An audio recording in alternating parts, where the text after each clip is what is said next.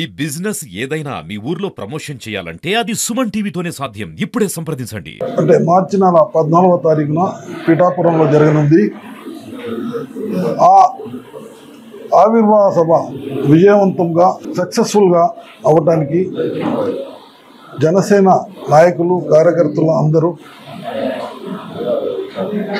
రావాల్సిందిగా మన Nandyal parliament constituency నుంచి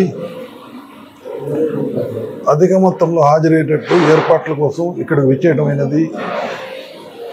ఇక్కడ ఉన్న 7 నియోజకవర్గాల్లో ఉన్న జనసేన కార్యకర్తలు కానివ్వండి, నాయకులు కానివ్వండి అత్యుత్సాహంతో లక్షలాదిగా తరలి రావడానికి సిద్ధంగా ఉన్నారు.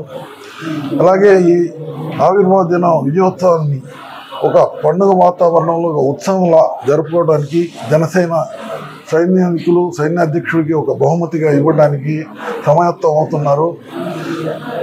ఎలాగైతే 100 స్ట్రైక్ పాయింట్తో అసెంబ్లీ మరియు పార్లమెంట్ ఎలక్షన్స్లో సీట్లు గెలుచుకున్నాము, అంతకంటే ఘనంగా ఆవిర్భావ సభ ఒక ఆంధ్ర రాష్ట్రంలోనే కాదు భారతదేశం మొత్తానికి జనసేన పార్టీ తన సత్తా చేపడానికి సిద్ధంగా ఉందని తెలియజేయడానికి మీ అందరికీ చాలా గర్వంగా ఉంది.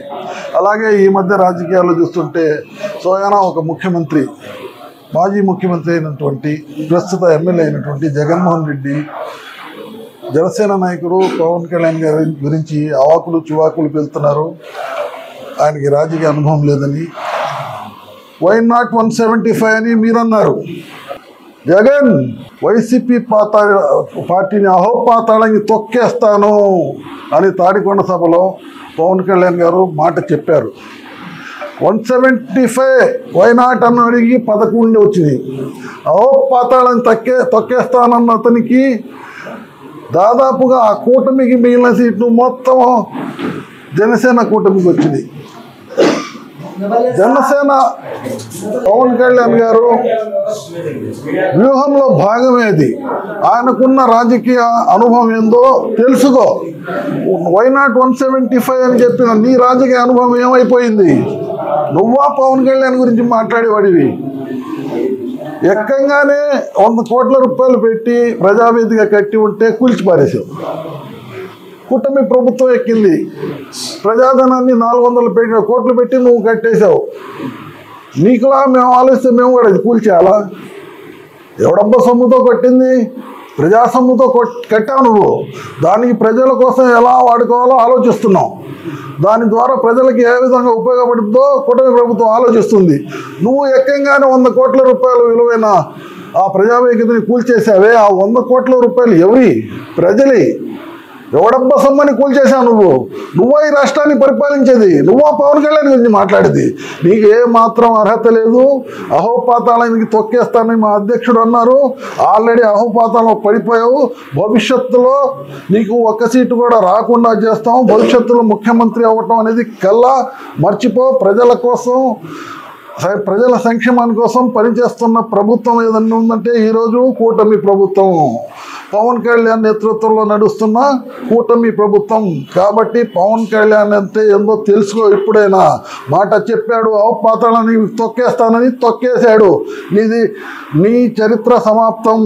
జనసేన పార్టీ కార్యకర్తల ఈ సమావేశం ముఖ్య ఉద్దేశం ఏమిటంటే, జనసేన పార్టీ రాష్ట్ర కార్యదర్శి పవన్ కళ్యాణ్ గారికి సన్నిహితులు, పార్టీ క్రమశిక్షణ గల వ్యక్తిగా పవన్ కళ్యాణ్ గారికి అత్తైనటువంటి ఇష్టమైన వ్యక్తి ఎస్కే నాయబ్ కమల్ గారు, అలాగే నంద్యాల పార్లమెంటు జనసేన పార్టీ ఆవిర్భావ సమన్వయకర్తగా ఈరోజు ముఖ్య అతిథిగా ఆళ్లగడ్డ నియోజకవర్గ సమావేశానికి రావడం చాలా సంతోషకరం.